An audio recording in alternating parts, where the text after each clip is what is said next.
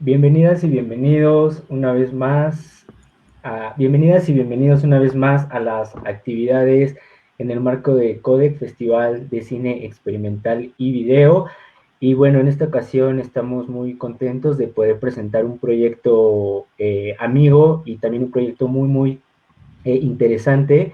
Este proyecto es Hambre Cine Hambre Espacio Experimental de Cine. Y bueno, este espacio es un espacio muy abierto a la investigación, el diálogo y la producción de pensamiento crítico y sensible, y también un acercamiento a experiencias experimentales dentro de la imagen en movimiento y enfocadas en expresiones también América Latina. Y bueno, como el foco también del festival es de Latinoamérica, pues estamos muy contentos de poder hacer esta sinergia y tener esta presentación a cargo de Hambre.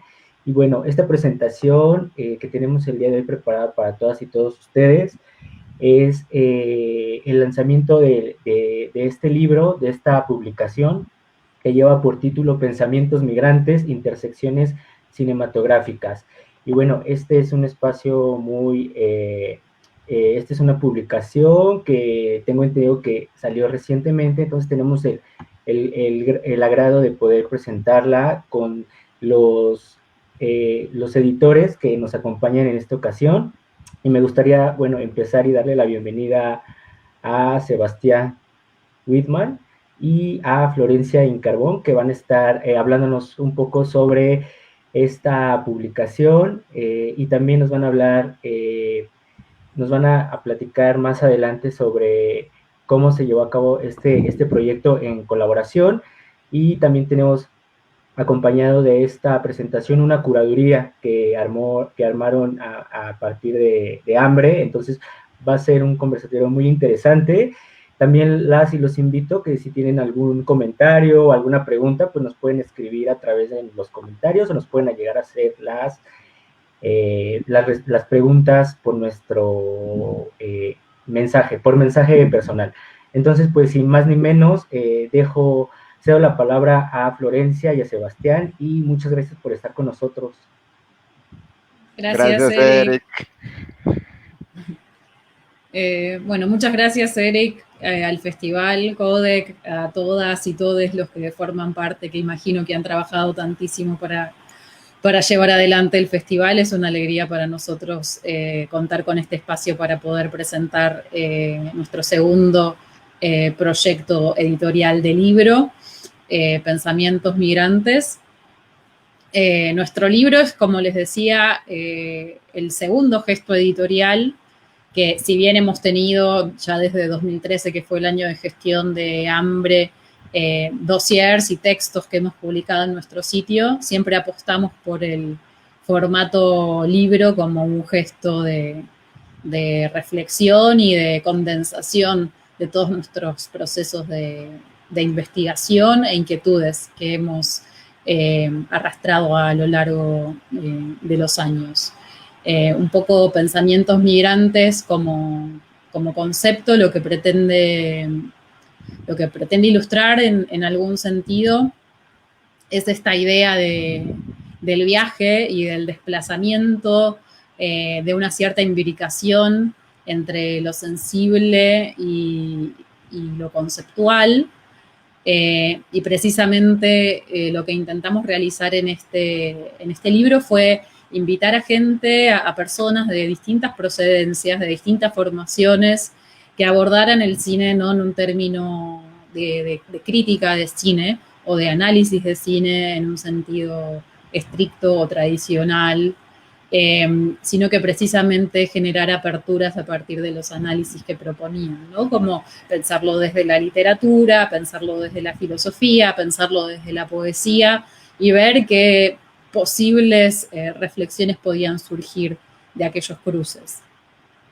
Pensamientos Migrantes tiene esa voluntad, ¿no? Como reunir una pluralidad de voces y hacer patente esta idea de constante transición y de constante transformación. De hecho, nosotros como editores ni siquiera habitamos el mismo espacio, y prácticamente calculo que casi tampoco los autores, entonces siempre se trata de un gesto de comunión a la distancia, ¿no? Y un poco la idea del migrante tiene que ver con eso, y siempre estamos tratando de replicar eh, esta sensibilidad un poco flotante que se desplaza entre disciplinas y que propone no ser una crítica, no ser una escritura académica que, se, que se guía por parámetros muy ortodoxos, sino precisamente también darle el lugar del juego y de una cierta libertad a la escritura para que de allí surja una nueva expresión, ¿no? No se trata de el cine per se y no se trata de la escritura o la reflexión per se, sino que justamente se trata de pensar con el cine y pensar incluso más allá del cine, ¿no? Es como plantear una provocación que abra nuevos universos sensibles. Básicamente, de una manera muy breve, es eso lo que Pensamientos Migrantes como idea surgió y lo que permitió que se articulara el índice, como lo vamos a recorrer un poco con Sebastián. Pero bueno, estas eran como las primeras ideas que queríamos compartir con ustedes. Sí, porque digamos como para colocar un poco más, ¿no? en contexto este gesto editorial y me parece muy valioso subrayar este nombre de decir, ¿no? En el cual Florencia insiste, ¿no? Un gesto es que, o sea, primero creo que los gestos tienen esa condición de una aparición, llamémoslo así, medio evanescente y muy potente del instante. Y creo que eso tiene que ver también como con la lógica de hambre en sí, de que siempre estamos lidiando con una contingencia, de que, por ejemplo, no sabemos, ¿no? Si este sería el último gesto, ¿no? O sea, digamos en el sentido de que no es como un programa de decir, bueno, hemos abierto una línea editorial y cada tanto, digamos, estamos produciendo un libro. Entonces creo que esa idea del gesto también dice como de la historia de hambre, digamos, en su dimensión más escritural, por decirlo de algún modo, más allá de su dimensión curatorial y digamos como de archivo, que es también, bueno, en algún punto, que ya digamos hambre, ya vamos completando 7 años, ya de aquí a poquito llegamos a la década.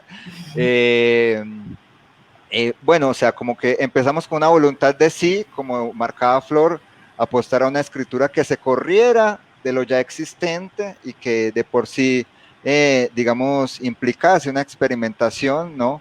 Digamos, creo que tenemos colegas, ¿no? En la región que hacen muy bien el ejercicio de la crítica, ¿no? Entonces, digamos, también sabíamos que no nos interesaba, digamos, ser uno más en esa línea porque ya hay unos que lo hacen de modo fantástico, sino que queríamos, digamos, abrir una otra bisagra, ¿no? Para, digamos, esta disposición de la escritura.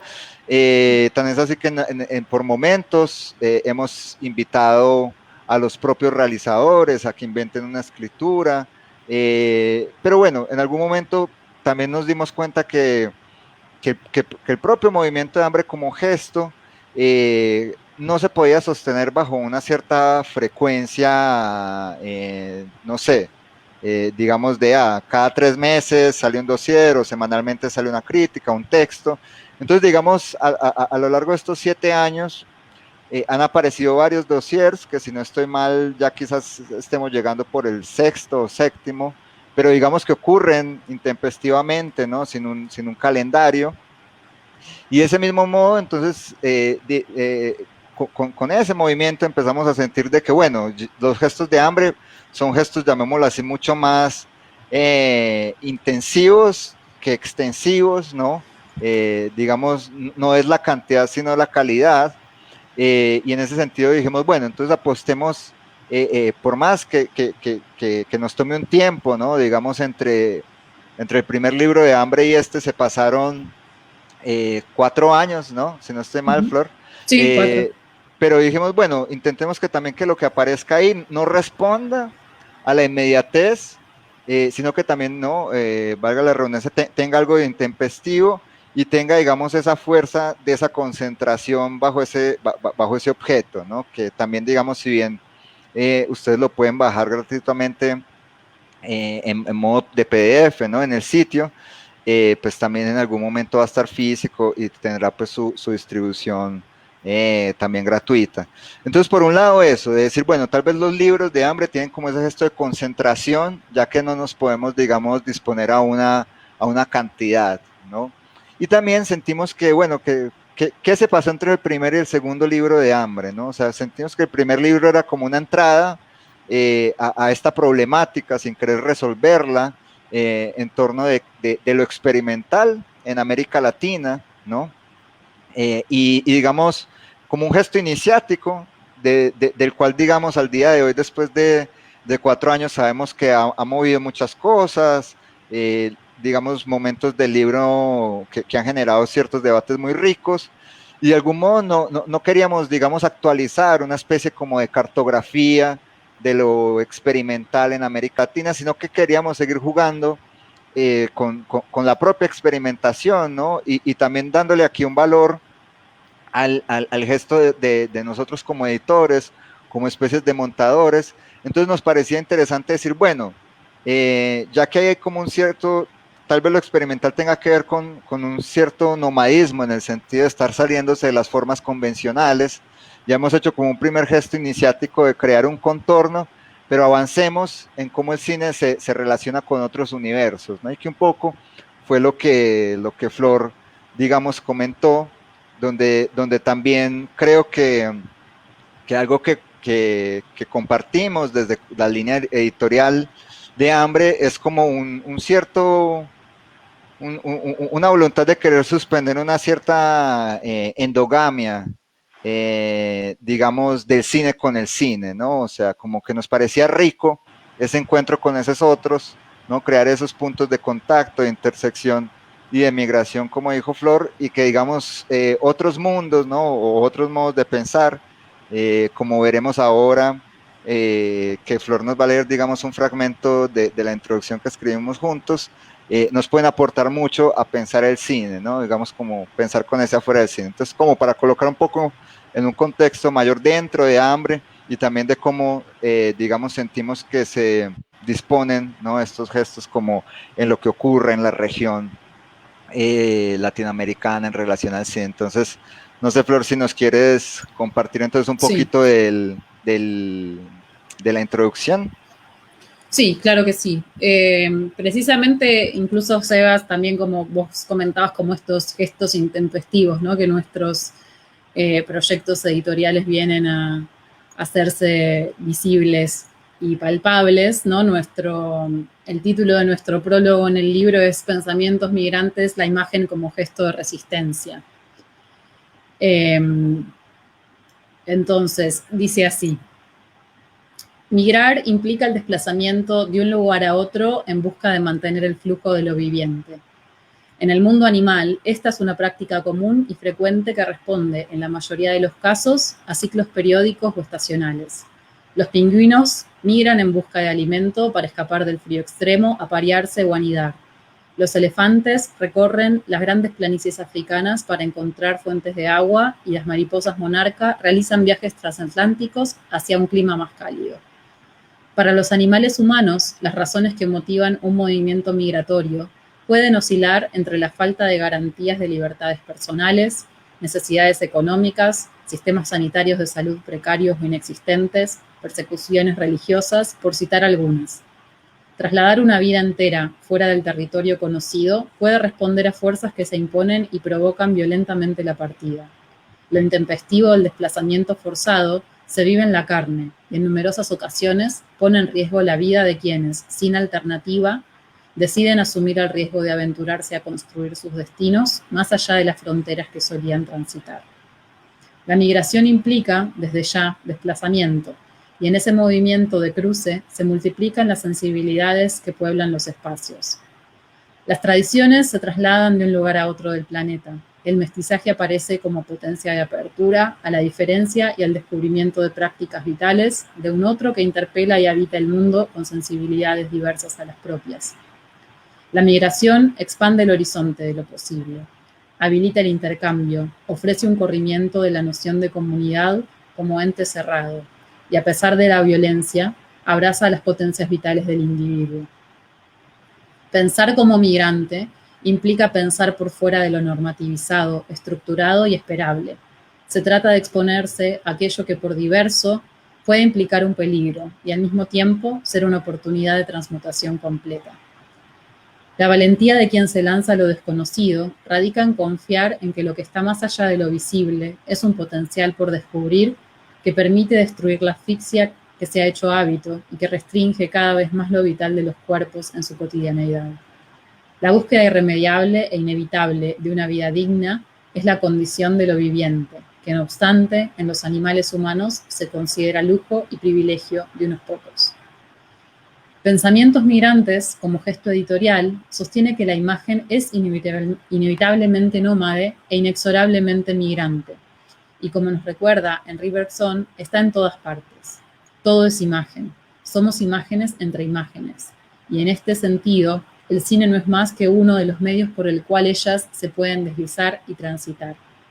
Ellas, las imágenes, se hacen gesto de resistencia, pues al ser justo una imagen y no una imagen justa, como diría Jean-Luc Godard, son dignas y nunca se dejan doblegar por un poder, un despotismo o una voluntad humana, demasiado humana, viciada en la idea de propiedad. Son pura potencia de resistencia, pues no son ni lujo ni privilegio, y mucho menos posesión. Por el contrario, son la condición permeable y de pasaje para que lo viviente no se estacione o se estanque. Desde luego que la imagen puede continuar transitando por la pantalla, pero a su vez ella hace de todo una pantalla, de toda una superficie por donde puede seguir. Siguen los cuerpos, siguen la escritura, siguen estas páginas, así como en la política, el archivo, la memoria, la literatura y la filosofía. La imagen migra y a su paso dispone y propone intersecciones, así como intervalos. Es decir, avanza por la vida afirmando lo viviente como gesto cinematográfico y a su vez excede y desborda el propio cine.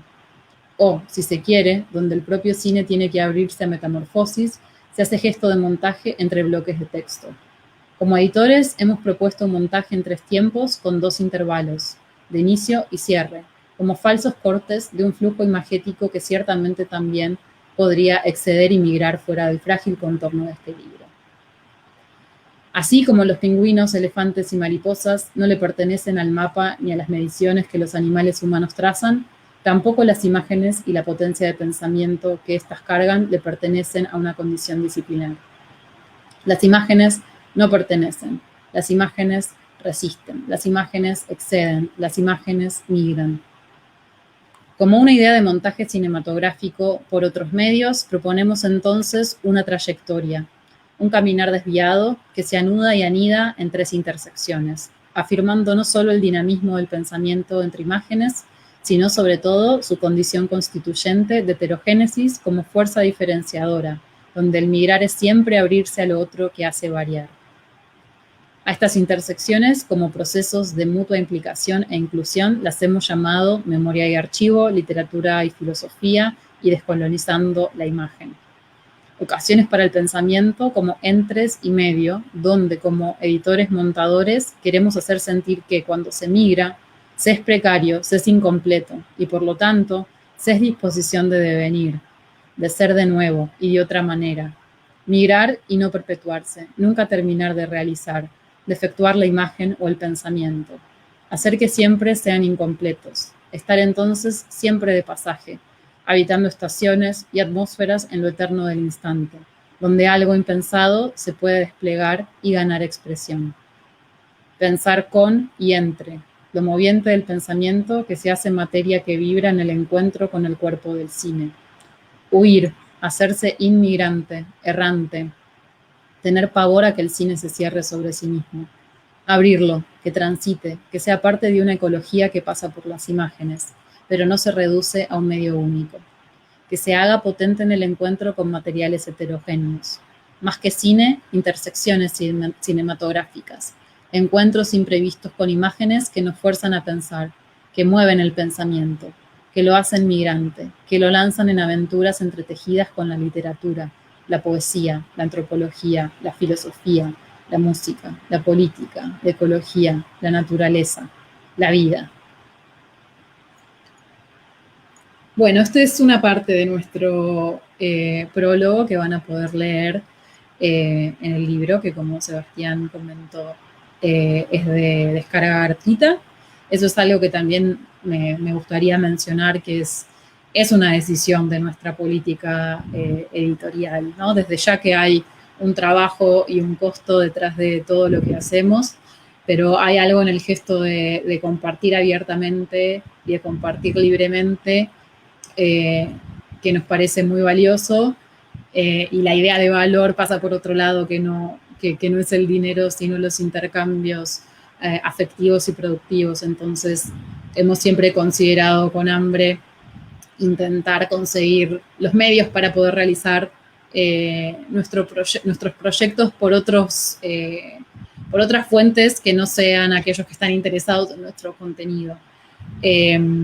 Y por otro lado, algo breve que me interesaba compartir también, ¿no? Es como esta idea de precariedad que nos atraviesa como latinoamericanos, e incluso nuestro nombre, Hambre, ¿no? Tiene esta idea y esta proposición de hacer la precariedad parte de nuestra identidad, no como carencia, sino como una potencia singular, ¿no? Como una fuerza que precisamente hace que estos gestos intempestivos de los cuales hablábamos al comienzo sean muy potentes, y de esta libertad también de poder compartir gratuitamente aquello que logramos construir en esta pequeña comunidad.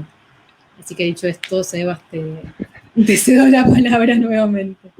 No, bueno, gracias Flor. Creo que también es importante que en esta voluntad de querer compartir, nos interesa mucho justo expandir esa red. De allí que si el primer libro de Hambre, digamos, fue un gesto bilingüe, donde textos aparecían en español y textos aparecían en portugués y convivían mutuamente, como diciendo, bueno, también un gesto y una defensa de no traducir, como digamos, ese esfuerzo de romper estas barreras que muchas veces ocurren entre el portugués y el español.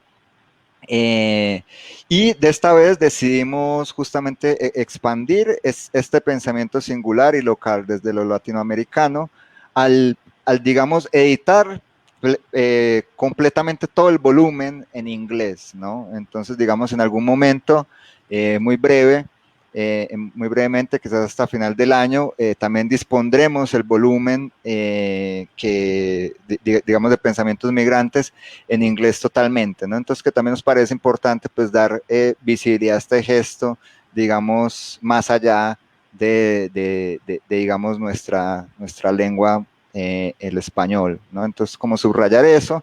Y bueno, y ahora escuchando, ¿no? Que digamos, o sea, el libro está recién salido del horno, ¿no? O sea, estuvo listo hace 20 días, ¿no? Estamos a 29 y la primera presentación fue el día 9. Y esta es la segunda, digamos, presentación. La primera, digamos, fue en Colombia y esta segunda en México.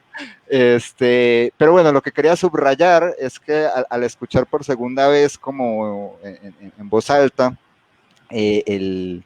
la introducción, el preludio, no sé, siento que también como que en el gesto editorial de montaje también hay una voluntad de defender una serie de preceptos y de pensamientos en torno de la imagen, ¿no? Digamos, más allá de ser una introducción a un volumen editorial, y creo que pasó lo mismo también, digamos, con la introducción de digamos, nuestro volumen anterior. Entonces quería como también subrayar eso, que también hay como una voluntad de cómo a cada gesto vamos también afirmando, como dijo Erika al principio, o sea, Hambre también tiene como esa disposición como un laboratorio de pensamiento, de ir afirmando ciertas ideas que, digamos, a través de lo curatorial, de lo editorial, vamos ruminando y van, digamos, como ganando un cierto volumen, ¿no?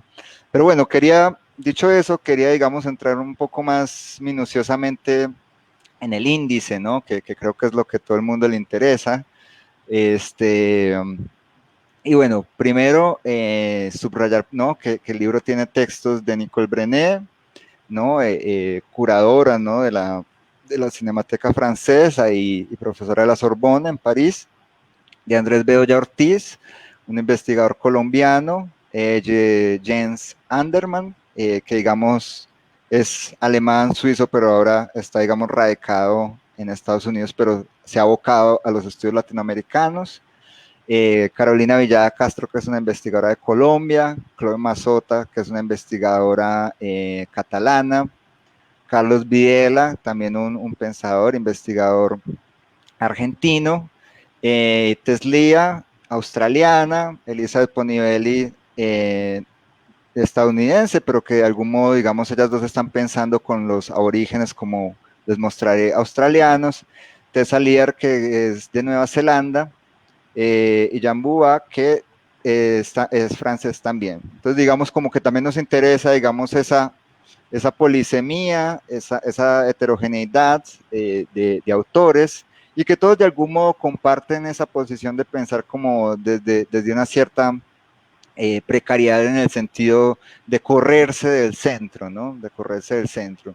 Entonces, bueno, como ya Flor les dio una pruebita, ¿no? Tenemos la imagen como gesto de resistencia, ¿no? Digamos, nuestra apuesta ahí como editores, y nos pareció interesante, volviendo a lo intempestivo, ¿no?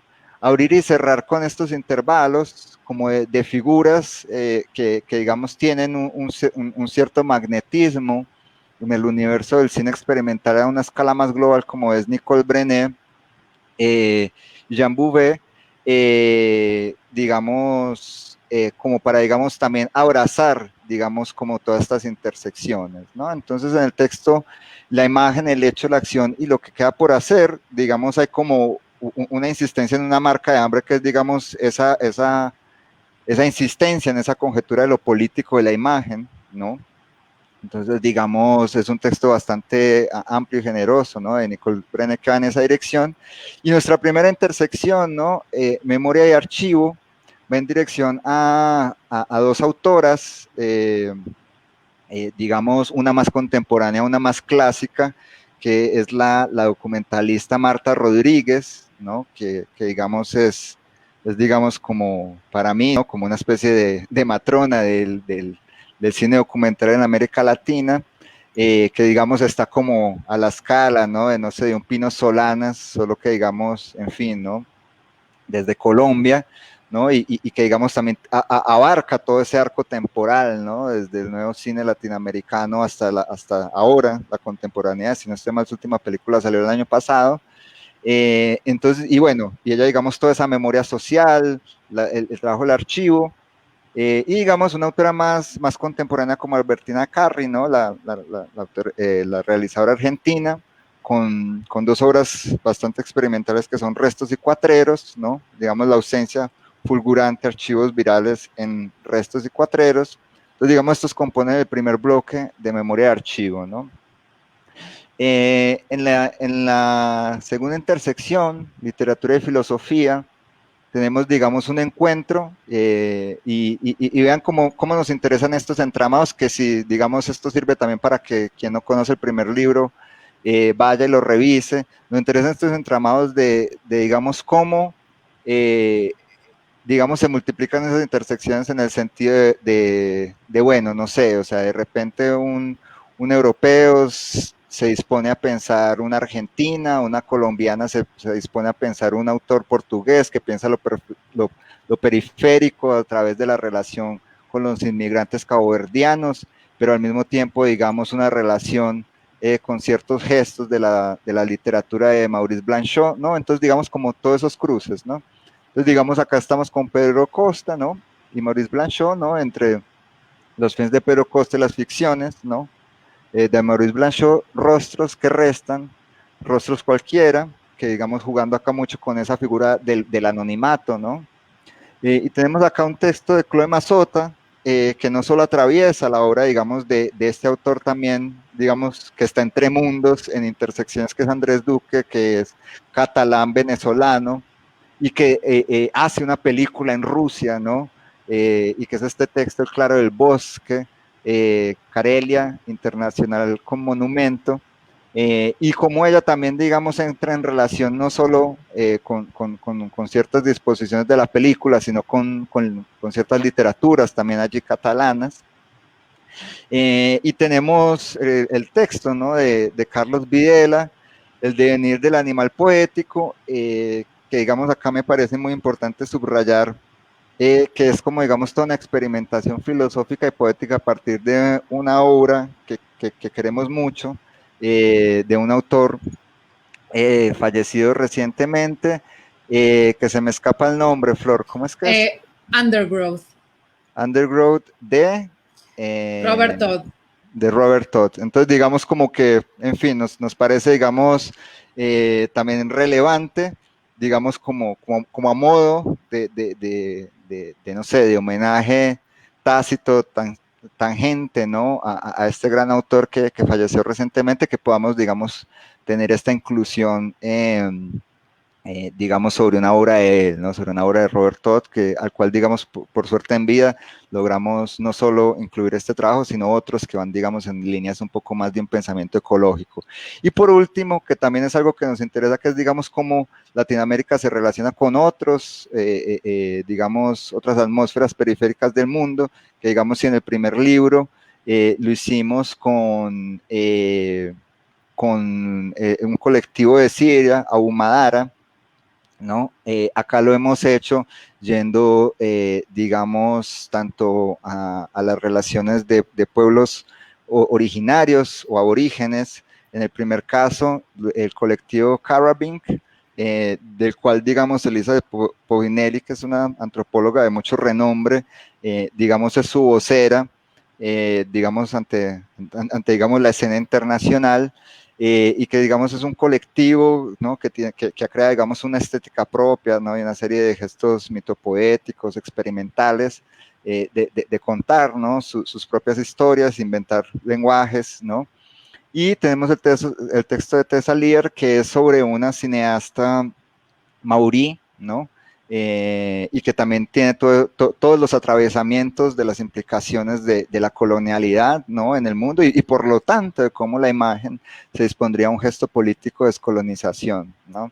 Entonces, digamos, nos interesa, digamos, ver también qué está ocurriendo en otros rincones del mundo, y bueno, ciertamente, bajo esta perspectiva del pensamiento migrante, digamos, se respeta como lo local, ¿no?, pero digamos también avanzar en el escenario más amplio. Y por último, como les dije, este intervalo Jamboué, que digamos apela a una condición, digamos, más estructural o formal de lo experimental, que sería la condición de la improvisación, ¿no?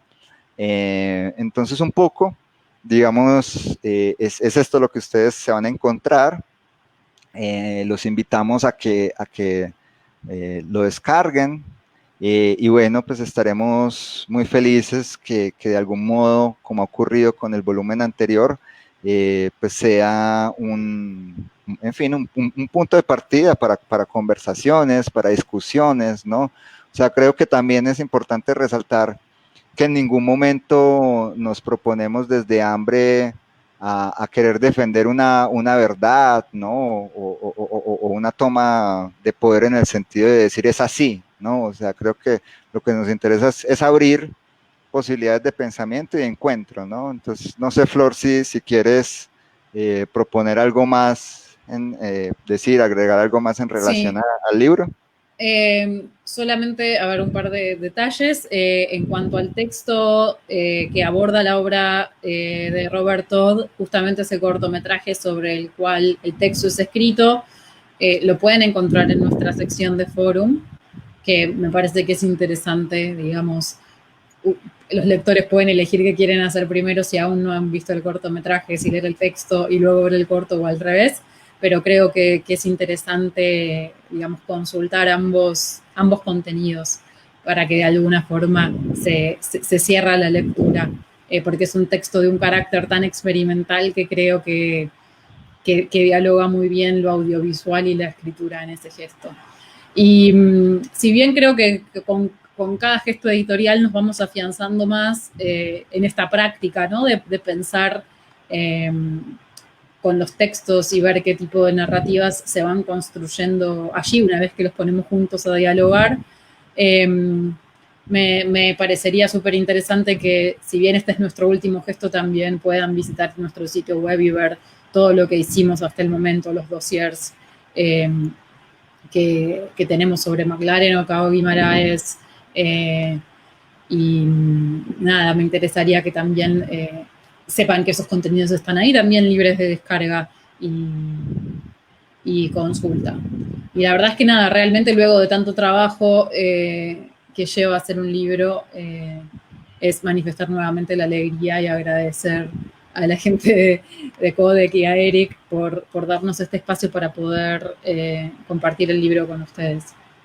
Sí, yo solo quisiera agregar en ese sentido, pues acá aprovecho, les muestro donde pueden encontrar también para bajar la radicalidad de la imagen, pero sí, o sea, que hay, digamos, ciertas zonas de contacto y de contagio entre el gesto curatorial de lo que hemos hecho, digamos, en Forum, que no solo está el corto de Robert Todd, sino que también por Forum han pasado obras de Jean Bouvet, ¿no? Que es el último texto, y también en algún momento en programas especiales de curaduría, en algún momento también, digamos, presentamos algunos cortos del colectivo Carabin, ¿no? Entonces, digamos, como decir que hay ahí como una bisagra de pasaje, y antes pues de que les contemos justo de ese pasaje a lo curatorial y contarles sobre la curaduría que hemos hecho, solo para, digamos, detenerse en los gestos editoriales, bueno, acá pueden encontrar los dos libros, ¿no? La radicalidad de la imagen y Pensamientos Migrantes, y digamos los dosieres que hemos realizado, ¿no? Imágenes de resistencia, Intervalos Aberrantes, un dosier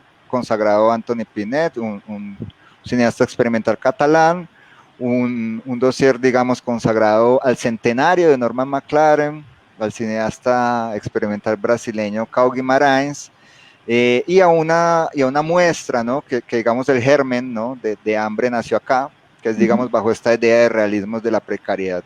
Entonces, bueno, los invito, ¿no? a que digamos, exploren estos gestos escriturales, y por lo pronto, pues, creo que podríamos contarles justamente de esta curaduría que van a poder, digamos, ver acá en el festival, ¿no? De Codec. No sé si quieres comentar antes un poquito tú, Flor. Sí, claro. Bueno, el programa que seleccionamos para el festival se titula Culturas de Paisaje al Sur, y un poco lo que nos interesaba mostrar era desde ya realizadores de nuestro continente, y un poco era, ¿no?, la reflexión sobre la idea de paisaje y de qué es aquello a lo que llamamos paisaje y cómo puede ser habitado. Creo que en cada uno de los cortos, que son de Tomás Rautenstrauch, Julio Fermepín, Clara Frías, Gonzalo Egurza, Anton Terni y Paul Rosero Contreras, hay como una forma singular en cada caso, ¿no?, de habitar la idea de paisaje, digamos, más allá de esta noción más elemental, ¿no?, de fenómeno geográfico, sino que aborda una cierta sensibilidad, ¿no?, de cómo habitar de manera sensible el paisaje, de cómo ese intercambio entre la emoción y aquello que nos rodea, entre la idea de un contexto y una entidad viviente que habita ese contexto, hay una permeabilidad constante, ¿no? Hay como una suerte de un nuevo acontecer que se genera a partir de ese intercambio.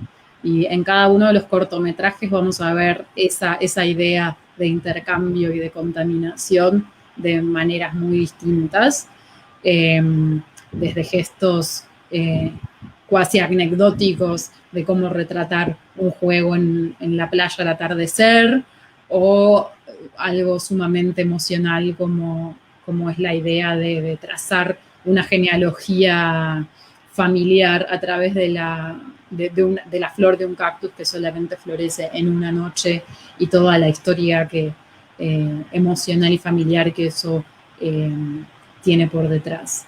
Entonces creo que es un poco pensar, ¿no?, esta idea de paisaje, de cómo nos relacionamos con ese paisaje y de cómo ese fluir entre ambos plantea salidas posibles.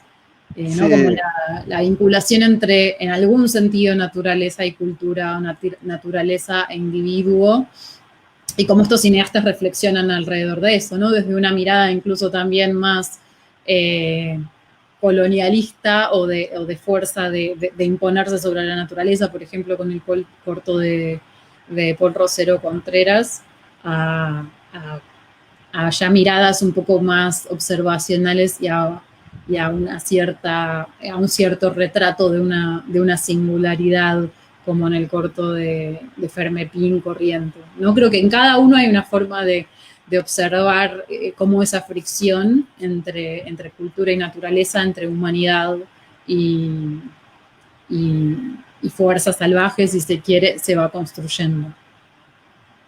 sí, yo creo que sobre todo lo que nos interesa, ¿no? El gesto, o sea, y creo que es como si una línea de pensamiento de Hambre es problematizar, ¿no? O sea, creo que no juzgar en el sentido de si hubiese una idea o disposición correcta de lo que es o no el paisaje, sino justamente cómo se experimenta y que también no es una cuestión dada, ¿no? O sea, porque como dijo Flor, pues, de allí ese juego de culturas de paisaje, habría ahí como una tensión entre, digamos, naturaleza, cultura, hombre, ¿no? Humano, no humano, ¿no? Entonces creo que es interesante, lo que me interesa es como esa tensión, ¿no? O como, digamos, las escalas de esa tensión o esa fricción de la idea de paisaje, en el sentido de que podemos pasar de, como dijo Flor, desde una escala de lo personal a una escala, digamos, un poco más cósmica, en el sentido de la implicación de toda la naturaleza, en una dimensión como mucho más política y de un relato y de un discurso, no sé, de una cierta defensa ecológica o de crítica pues a ciertos gestos antropocéntricos. Entonces, bueno, o sea, los invitamos a que exploren estas variaciones en torno al paisaje, donde digamos hay un foco ahí, ¿no? Un epicentro en Argentina, pero también, digamos, pasando por Uruguay y, digamos, en términos de duración, también haciendo ahí un contrapunto con el trabajo de Dark Paradise de Paul Rosero Contreras, que es de Ecuador y nos arrastra, digamos, hasta las Islas Galápagos. Entonces, bueno, ahí Eric puedes confirmar, ¿no? Pero está, digamos, a partir de hoy por 24 horas, ¿correcto?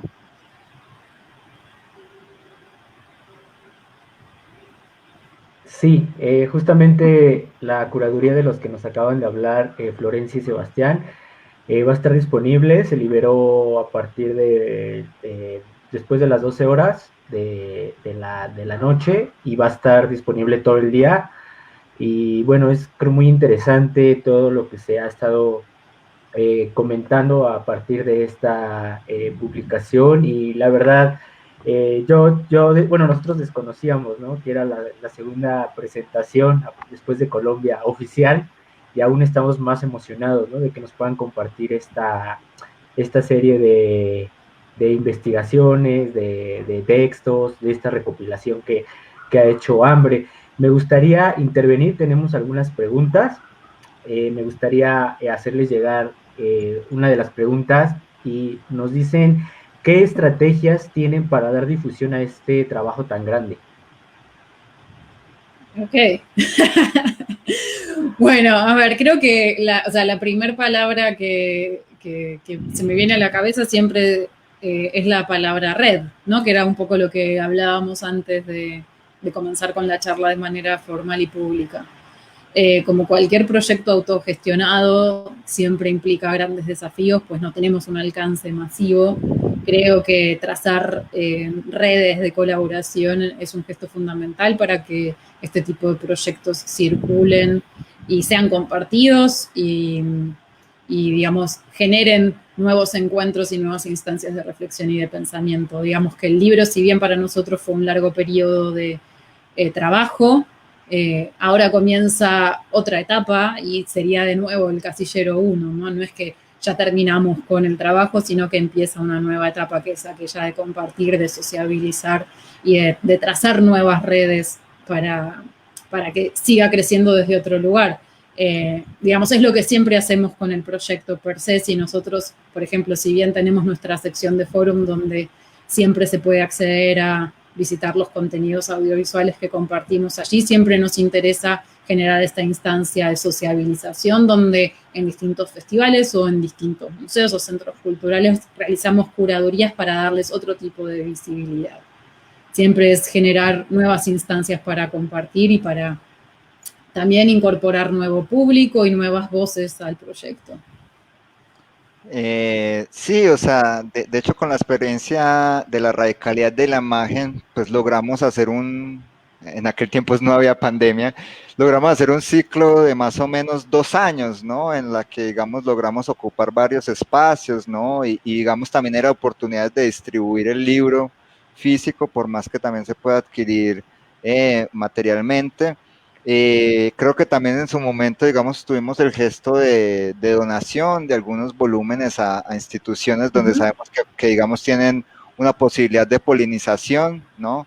De hecho, una anécdota muy bella fue que hace poco recibimos un email, solo que justo por la cuestión de la pandemia es difícil de suplir esta demanda, pero que un colegio secundario en Bogotá, nos decía cómo podían adquirir el libro de la radicalidad de la imagen porque quería que estuviese en la biblioteca del colegio, ¿no? Entonces, bueno, les dije, por lo pronto se puede bajar el PDF, pero lo que digo es que sí, o sea, ciertamente hay un gesto digamos, hacerlo también circular por estos espacios polinizadores, generalmente relativos digamos, instituciones educativas o especializadas, como por ejemplo, no sé, el año pasado también hubo un paso de hambre y también a nombre personal por la Cinemateca de Bogotá, y digamos allí hicimos, pues, a nombre de hambre, pues hice una donación de la radicalidad de la imagen, ¿no? Entonces creo que también es esto. Creo que también el formato del libro, por más que parezca un fetiche, también, digamos, favorece la posibilidad de que eso se vuelva en una fuente bibliográfica. O sea, por ejemplo, el otro día le comentaba a Flor que decía, mira, qué genial, que por ejemplo descubrimos que el dossier de Norman McLaren había sido referenciado en un gran volumen sobre cine sin cámara, editado por la Universidad de California, ¿no? Entonces, digamos, de repente como que ves eso, o si no estoy mal, Miguel Errazo, ¿no? Digamos, en algún momento apeló a la radicalidad de la imagen para un texto que escribió sobre los engravios, ¿no? Entonces, digamos, como que también esa disposición de que no sea un blog, pero que tenga un volumen, llamémoslo, citable, ¿no? Eso también favorece como que tenga una vida un poco más consistente, ¿no? No quiere decir que los blogs no lo tengan, ¿no? Pero digamos, creo que es como esa intersección, ¿no? Entre tal vez ambientes más educativos, pero y creo que la gratuidad, ¿no? O sea, creo que la gratuidad es como una potencia para poder, digamos, divulgar nuestro trabajo, ¿no? Porque, no sé, o sea, el tiraje del primer libro, Flor, fueron que 500, sí. Claro, o sea, si te pones a pensar, 500 es un tiraje muy bajo, ¿no? Y digamos, ¿cuánta gente puede acceder, ¿no? Sin pensar que hay mucha gente que simplemente por el fetiche de lo físico, tal vez ni le vaya a dar una utilidad tan grande, pero en el momento de la distribución lo agarra. No, pensando en cosas banales, pero que son reales. Entonces, digamos, o sea, sí, se pasa por ese gesto generoso, pero también de distribución en ciertas instituciones, bibliotecas y la gratuidad, ¿no? Lastimosamente, digamos como que creo que no somos como tan hackers como para medir cuántas veces lo han descargado. No, pero bueno, lamentablemente no, pero debe haber alguna forma para hacerlo. pero bueno, pero eso es lo que podríamos responder, Eric. Y bueno, desde ya te agradecemos por esta oportunidad, que de hecho es uno de los medios digamos, darle visibilidad a este trabajo. No, pues muchas gracias a los dos. La verdad que bueno, justamente creo que es una gran aportación lo que hace Hambre, ¿no? A partir de funcionando como plataforma, como espacio de laboratorio, como espacio de publicaciones. No sé si tengan tiempo de contestar una pregunta más. Tenemos varias preguntas. No. ¿Sí? El El, micrófono. Ahí está, no sé qué pasó. Se cerró solo. No quieren que diga esta pregunta, ¿no? No, la pregunta. el micrófono nuevo. El micrófono. El micrófono, el boicot virtual. La pregunta es, ¿publicar es también una forma de resistencia? ¿Cómo poder seguir haciendo y sostener un proyecto editorial? Bueno, creo que ahí hay como una parte dura de financiamiento y gestión editorial que tiene así como una respuesta muy concreta. Desde ya que es un gesto de resistencia, es realmente mucho trabajo hacer un libro, nos llevó mucho tiempo. Ambos proyectos han recibido el apoyo de mecenazgo del gobierno de la ciudad de Buenos Aires en ambas instancias. Los dos libros, La radicalidad de la imagen y Pensamientos migrantes, recibieron esos fondos, o sea, fueron proyectos seleccionados y que recibieron ese dinero. Eso desde ya que facilitó mucho las cosas y que, por ejemplo, hizo posible que el libro sea traducido al inglés de manera profesional y completa. Si no, eso nos hubiera resultado prácticamente, no sé si imposible, pero mucho más complejo. Entonces, por un lado, también existe la realidad de que en Argentina aún siguen existiendo estas posibilidades de financiación que facilitan este tipo de proyectos y que nos dan un pequeño influjo de dinero y de liquidez para poder estar un poco más cómodos, porque desde ya, como cualquier proyecto autogestionado, lleva mucho tiempo personal y mucha dedicación. Así que creo que en ese sentido es un poquito más sencillo por esos recursos que hemos logrado conseguir a lo largo de los años.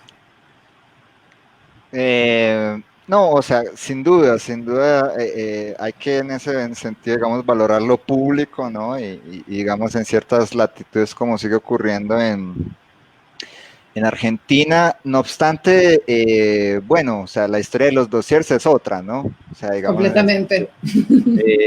sobre todo porque tal vez la disculpa del volumen físico favorece, digamos, como ciertas financiaciones.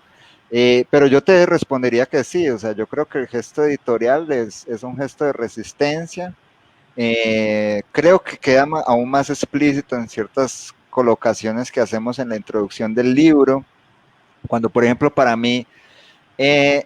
digamos, el gesto editorial y curatorial es como una especie de despliegue de un pensamiento de montaje, ¿no? O sea, digamos, estás montando tal vez bloques ya un poco definidos a la hora de una curaduría, a partir de una premisa, que como la compartimos ahora, era la del paisaje en este caso, y también en el mismo sentido, cuando, digamos, en su momento Flor, digamos, ingenió y maquinó la idea de pensamientos migrantes, ¿no? Entonces, por un lado, es de resistencia porque se trata de dar visibilidad a cosas que no circulan tan fácilmente, ¿no? O sea, creo que en nuestro nicho más específico, tal vez mucha gente sepa quién es Albertina Carri, pero en otros espacios, digamos, como más genéricos de lo cinematográfico o apelando a lo educativo, ni todo el mundo sabe, por ejemplo, quién es Marta Rodríguez, ¿no? Digo, o sea, como que no es una moneda tan común, o sea, hay gente que estudia cine y ni siquiera sabe quién es Glauber Rocha, y que, por ejemplo, Hambre se llama Hambre por la estética del hambre de Glauber Rocha, ¿no? Entonces, digamos, ahí hay un gesto de visibilizar y también que creo que lo hace un gesto de resistencia y también de defender pues un pensamiento singular, ¿no? Singular y que yo creo que digamos que no negocia, ¿no? O sea, sí, nos ha ayudado y ha favorecido mucho la financiación, ¿no? Y en ese sentido, pues, Flor, se lleva todo el mérito, que es quien ha encarado, digamos, esa dimensión operativa, pero bueno, o sea, como que el otro día hablamos y decía, o sea, la venimos resistiendo hace 7 años. En algún momento hubo otros colegas que se involucraron como en sus inicios, Geraldine Salko-Wilansky, pero bueno, finalmente es eso, o sea, Hambre es Florencia, soy yo, y yo creo que en ese sentido sí, hay también una resistencia de, como decía Flor, dislocar el valor y colocarlo en el afecto, ¿no? En el afecto, y que también es importante una buena cuota de pragmatismo y de realismo, en el sentido de lo que decíamos, sí, la resistencia para que sea eficaz también se tiene que, digamos, ser coherente con sus posibilidades de resistir, ¿no? O sea, yo creo que si nos hubiésemos cerrado bajo la idea de decir que es un portal, una plataforma, que tuviese que tener una frecuencia X, ya estaríamos liquidados, ¿no?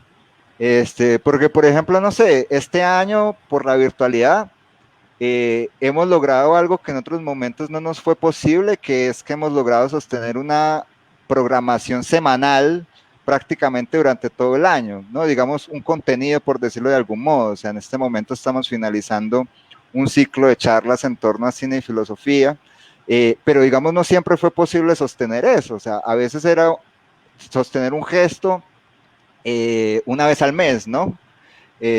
Sostener un gesto de que, bueno, a veces al inicio salió un dossier cada 2, 3 meses, ahora sale un dossier cada año.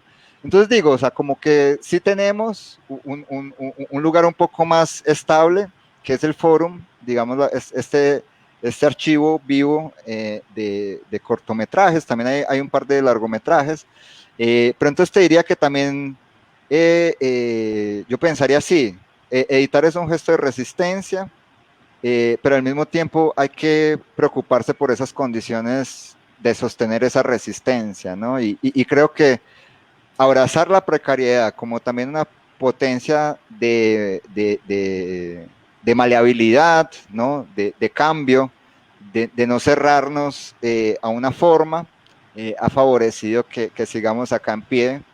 Y creo que también, ya no sé si en algún momento lo hablamos explícitamente, Flor, pero creo que también la resistencia fue porque creo que Hambre surgió en un punto donde, o sea, hoy en día el Internet funciona muy diferente a hace 7 años. Parece que hace muy poco, pero funciona muy diferente, ¿no? Entonces creo que, de hecho es muy curioso porque hay como una historia paralela entre The Sith Film, Hambre y Los Ingravios. O sea, más o menos todos nacieron en el mismo momento, y como que eso también hizo que fuese lo nuevo que surgió en torno a lo experimental en un cierto momento, entonces como que dejó una huella, ¿no? Dejó una huella. O sea, creo que no sería tan fácil fundar un Hambre en el 2020 con todo el volumen. O sea, en aquel entonces no existía Instagram como existe hoy, ¿no? Claro, seguro. Entonces creo que eso también ha favorecido. O sea, como que creo que nacimos justo en un punto donde la inserción en estas redes, digamos, logró que nos localizásemos de algún modo, ¿no? Entonces, bueno, tal vez me fui por la tangente, pero bueno. No, está súper bien y está muy interesante. La verdad nos están llegando más preguntas. Justamente nos piden que cuando vengan a México, que se traigan unas copias para distribuir a las escuelas de cine. Desde ya. Creo que la entrada de imprenta será entre diciembre y enero. Estará en Argentina, así que seré la encargada de ser el centro de distribución. Centro logístico. Sí. Pues escucharon a Flor.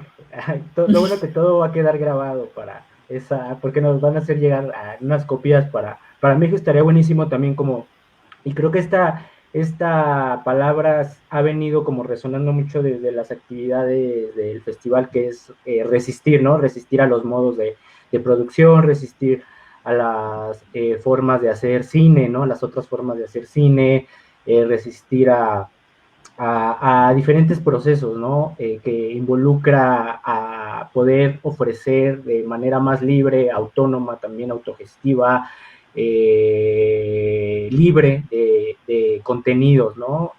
Y creo que es una gran inspiración lo que ustedes nos han mostrado y todo el trabajo, toda esta trayectoria que sabemos que no es fácil, ¿no? O sea, es un camino muy largo, pero creo que a fin de cuentas es esa satisfacción, ¿no? Al poder ya materializar todo este proceso, toda esta recopilación y que también se pueda compartir, ¿no? Y que nosotros como lectores, ¿no? Valoramos muchísimo. Bueno, me gustaría cerrar con una pregunta más, que nos hace José Luis, manda saludos desde Bolivia y les pregunta, ¿consideran ustedes que el cine latinoamericano necesita un mayor profesionalismo, formación de carácter técnico o es imprescindible también pensar en la formación de lo que es la reflexión y el pensamiento en el cine? Ok, José Luis, bueno, gracias por esa pregunta.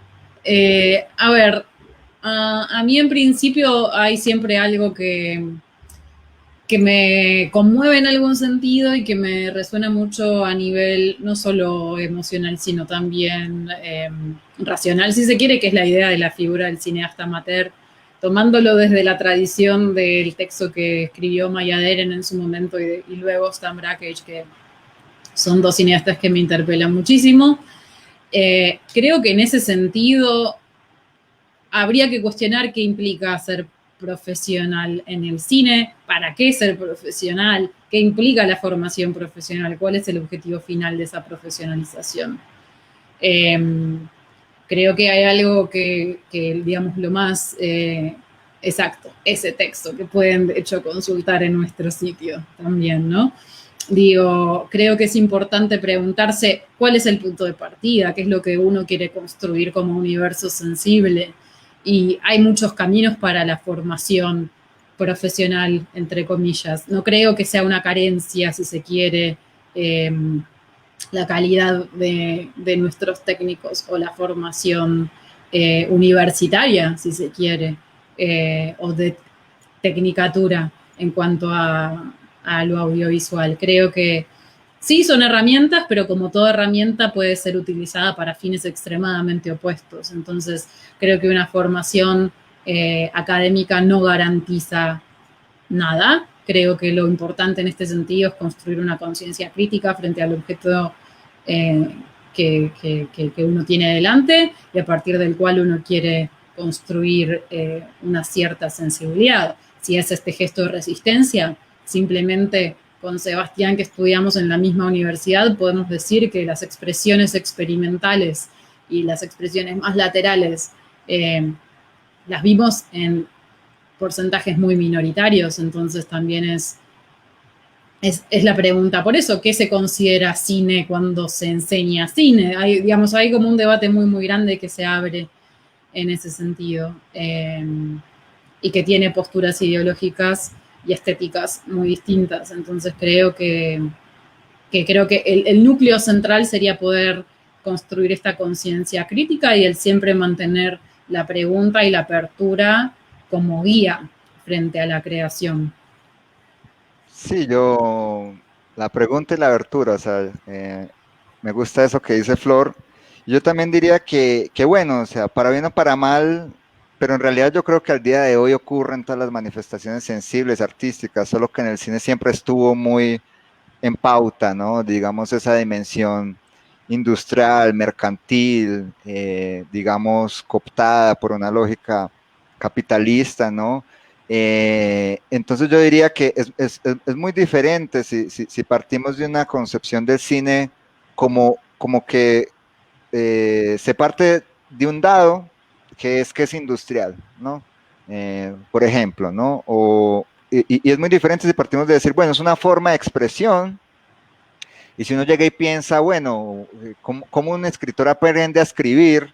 ¿No? Es una pregunta muy enigmática, ¿no? O cómo un dibujante aprende a dibujar, ¿no? Porque digamos, tal vez por tener una historia menos técnica en el sentido de la técnica más mecánica, no sé cómo decirla ahora, pero bueno, obvio hay técnicas de escritura, obvio hay técnicas de dibujo, de pintura, pero lo que yo digo es que, digamos, ya está mucho más latente o en la superficie una dimensión de ser una expresión sensible, ¿no? Y las expresiones sensibles no presuponen ni voluntades comunicativas, ni voluntades mercantilizadas, ¿no? Entonces, digamos, uno dice, bueno, una profesionalización, pero es que, porque quieres finalizar una película en Dolby, no sé cuántas, y a 4K, y quieres terminarla en un DCP, porque es lo que te pide el Festival de Rotterdam, ¿no?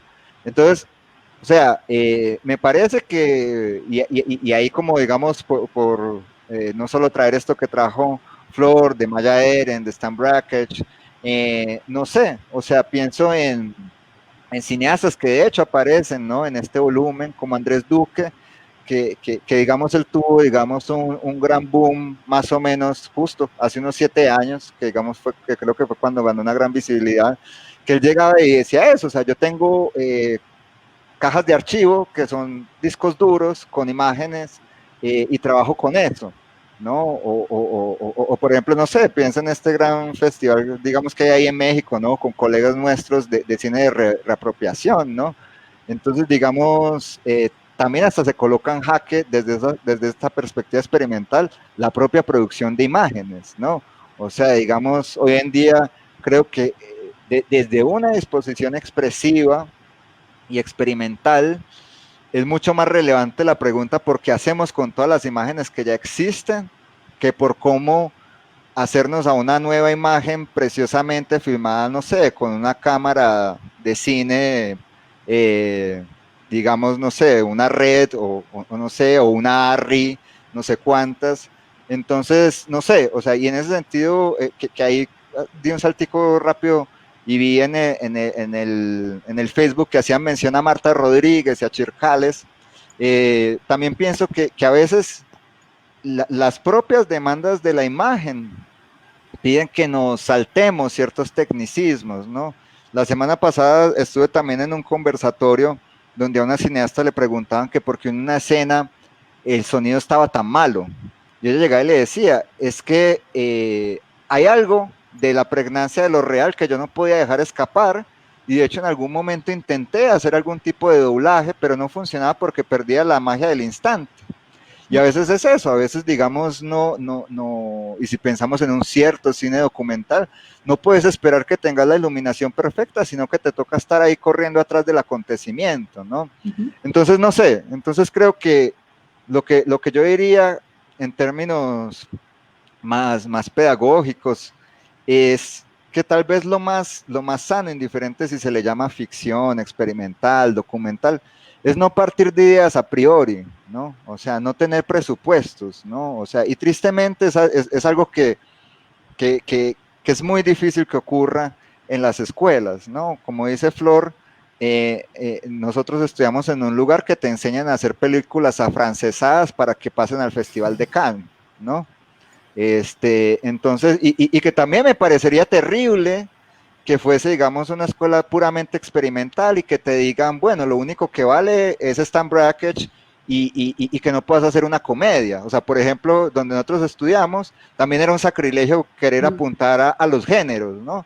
Porque, entonces lo que digo es también no tener prejuicios, sino juzgar, ¿no? O sea, digamos, tal vez a nosotros nos gusta esto, cine de apropiación, fanfutas, llámese, en fin, estas manifestaciones más de artes audiovisuales, etcétera.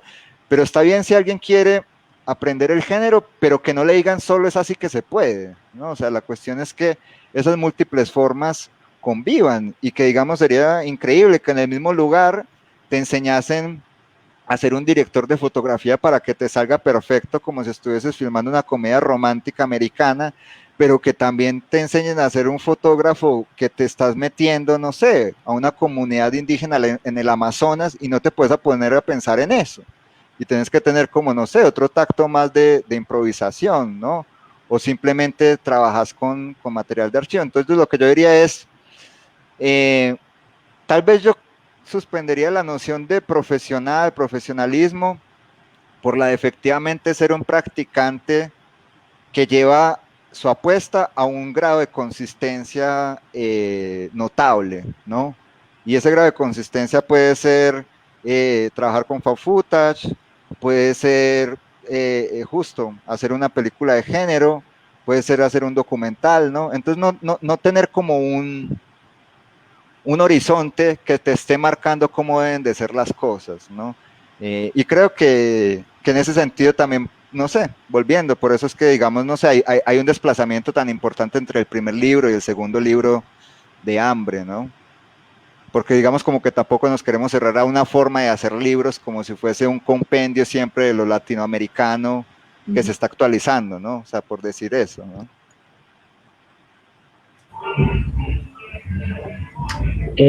Bueno, me daría dar un paso más a una última pregunta para antes de cerrar. Nos llega una pregunta precisamente de Colombia, de Bucaramanga. Dice que si estas nuevas plataformas han sido aliadas para sus proyectos o definitivamente no, como estos medios o esta nueva tecnología. Flor, ¿querés responder o comento algo? Creo que ya tenés tu respuesta ahí, en la punta de la lengua. No, es muy curioso porque hambre es grata, ¿no? Y solo existe por la virtualidad, ¿no? O sea, creo que mismo antes de la pandemia, ¿no? O sea, yo no sé qué sería de hambre sin Facebook, por ejemplo, ¿no? En ese sentido, creo que también algo que emanó en la Fundación de Hambre es decir, bueno, como los que estén, digamos, un poco por dentro de toda esta movida experimental, pues sí, saben que hay un gran núcleo en México, en Argentina. Entonces, de hecho, en aquel entonces ocurrían muchas cosas y siguen ocurriendo y hay personas muy importantes y muy renombradas en torno a todas estas prácticas experimentales. Solo por citar un nombre, pues veamos la BIM, ¿no? La Bienal de la Imagen en Movimiento ahí en Buenos Aires, o no sé, o curadores como Jorge Laferla. Entonces, digamos, ya había un montón de cosas que estaban ocurriendo allí, ni siquiera en Argentina, en Buenos Aires, ¿no? Entonces yo creo que Hambre también surgió como decir, pero bueno, algo que no existe es esa voluntad de red, de estar conectando, no el cine experimental argentino, pero pensar más en términos de región. Tal vez eso tenga que ver con que yo soy súper migrante y súper nómada y soy de Colombia y viví en Argentina y viví en Brasil y ahora estoy de nuevo en Colombia.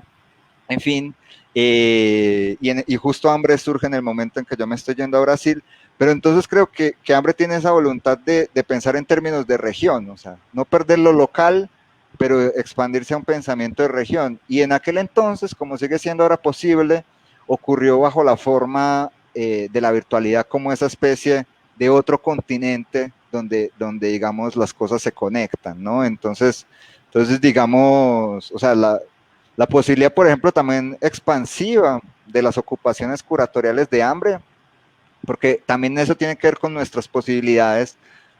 O sea, en algún momento Flor y yo curamos muestras que están ahí, digamos, en los antecedentes de Hambre, pero digamos, creo que nunca sentimos que teníamos ni las condiciones ni el aliento como para hacer algo como lo que ustedes hacen, Eric, y entonces de repente, sí, justo, hacemos cosas como lo que está ocurriendo acá, hacemos curadurías para otros espacios, ¿no? Sí. Y eso ha podido ocurrir gracias a la virtualidad, ¿no? Entonces yo te diría que sí, totalmente estas plataformas, y es muy curioso porque antes de la pandemia y ya visualizando la finalización de este proyecto, de este segundo libro, recuerdo que Flor y yo dijimos, pero ya está en la hora en que nos juntemos, ¿no? O sea, como que tenemos redes con, no sé, con México, con Perú, con Ecuador, con Chile, estaría bueno que nos juntáramos.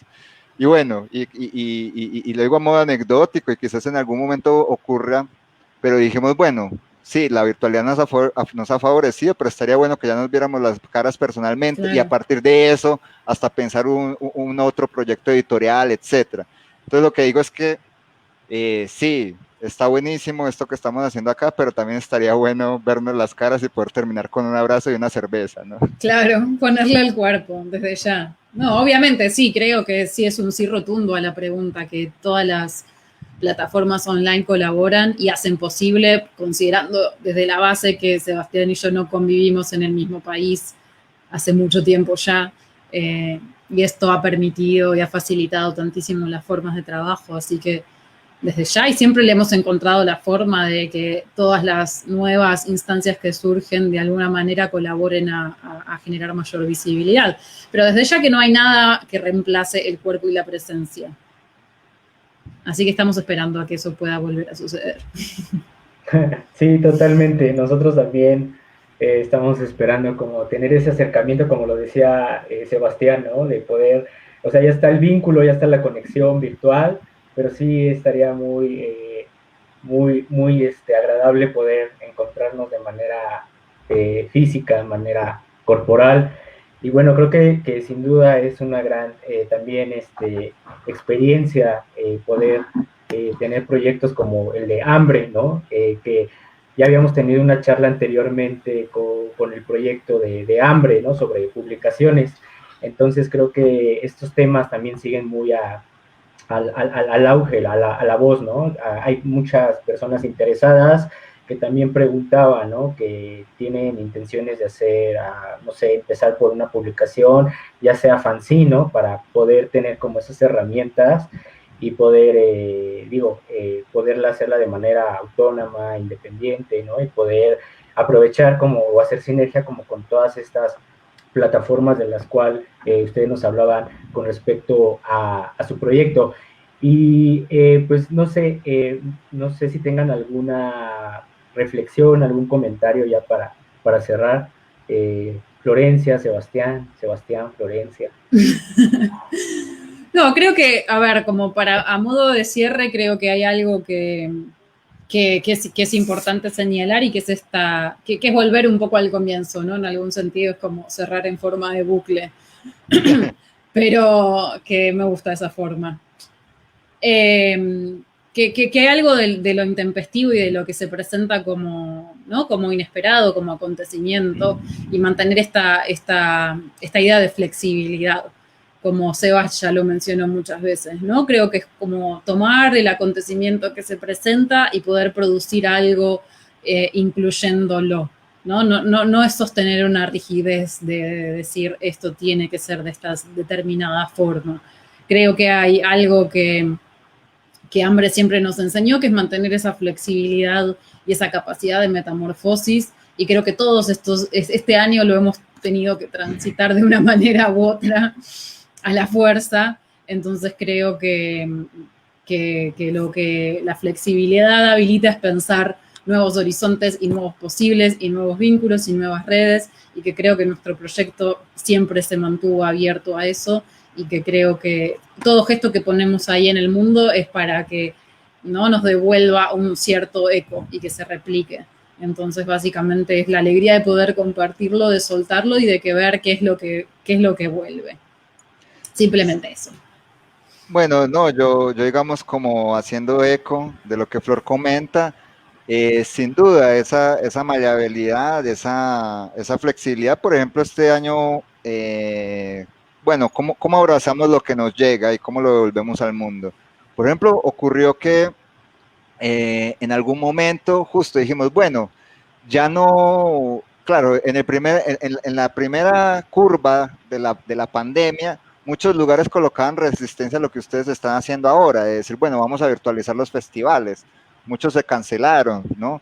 Entonces llegamos y dijimos, bueno, se nos están limitando los modos de hacer circular al fórum, ¿no? O sea, con las curadurías invitadas, y solo digamos como para colocar un ejemplo, ¿no? De esas metamorfosis, surgió la idea de Cinehambre, que digamos, no sé si después lo retomaremos, pero que fue, digamos, una serie de lives donde digamos, justo curadores invitados, ¿no? Propusieron y después comentábamos con los propios curadores, ¿no? Entonces, eso por un lado, ¿no? O sea, por ejemplo, esto fue una manifestación de cómo abrazar, digamos, esta contingencia, la pandemia, y de, digamos, seguir dándole visibilidad a las propuestas curatoriales de hambre, ¿no? Y la segunda yo creo que es insistir en el gesto colaborativo, ¿no? O sea, en algún punto justo también nos parecía rico que el fórum de hambre fuese ocupado por otros curadores, ¿no? Y eso es algo que venimos experimentando, ¿no? Después sí, digamos, el archivo general lo administramos Flor y yo, y cuando hay curadurías a nombre de hambre, pues las agenciamos o ella o yo, conjuntamente como esta. Pero también, por ejemplo, como les comentaba, otro gesto intempestivo que se ha dado, ¿no? Con la pandemia, fue el del ciclo Pensar con el Cine, y que yo creo que va muy bien en el espíritu del libro que acabamos de lanzar, porque digo, bueno, y si de repente abrimos las redes de colaboración no solo a colegas como ustedes de CODE, que también son del cine, sino también de otras áreas, ¿no? Entonces, por ejemplo, Pensar con el Cine, ¿no? Que es un ciclo que hemos propuesto con un colectivo también independiente, autónomo, llamémoslo más de filosofía y pensamiento, que llama Otros Presentes, que es de Bogotá. Entonces, bueno, entonces solo diría que es eso, hay que abrazar el acontecimiento, ¿no? Hay que abrazar el acontecimiento y tornarlo a nuestro favor, ¿no?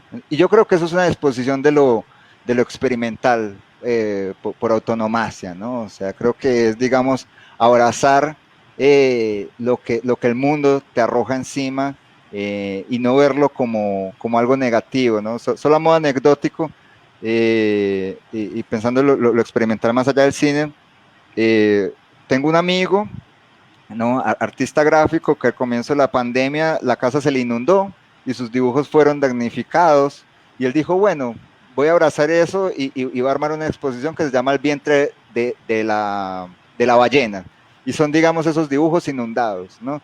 Entonces, bueno, solo por decir que no, muchas gracias, Eric, y sí, o sea, y que este gesto de estar aquí contigo y con CODE compartiendo hace parte de abrazar afirmativamente la pandemia. Así que bueno, muchas gracias a todos los asistentes. Sí, gracias a todos por las preguntas, las intervenciones. Gracias, Eric, de nuevo, por darnos este espacio. No, pues al contrario, muchas gracias a ustedes por compartir el espacio de hambre. Creo que es un proyecto muy interesante, ¿no? Y sobre todo muy participativo, muy reflexivo, ¿no? En torno a los otros cines, ¿no? Y que qué bueno que piensen de esta manera, querer expandirlo más, no solo al medio audiovisual, sino también a otras prácticas artísticas, que eso lo haría todavía mucho más enriquecedor. Y bueno, no nos queda más que invitarles a que consulten estas publicaciones, Radicalidad de la Imagen, que es la primera que nos platicaban, y la segunda, esta que se está presentando, que es Pensamientos Migrantes, Intersecciones Cinematográficas, la cual las pueden encontrar de manera gratuita, ¿verdad? En el sitio también, ¿verdad? Sí. En el sitio web de hambrecine.com, y bueno, ahí pueden leer todos los textos, colaboraciones, y bueno, también les invitamos a seguir las actividades estos conversatorios que tiene Hambre, que son los martes, ¿verdad? Si no recuerdo.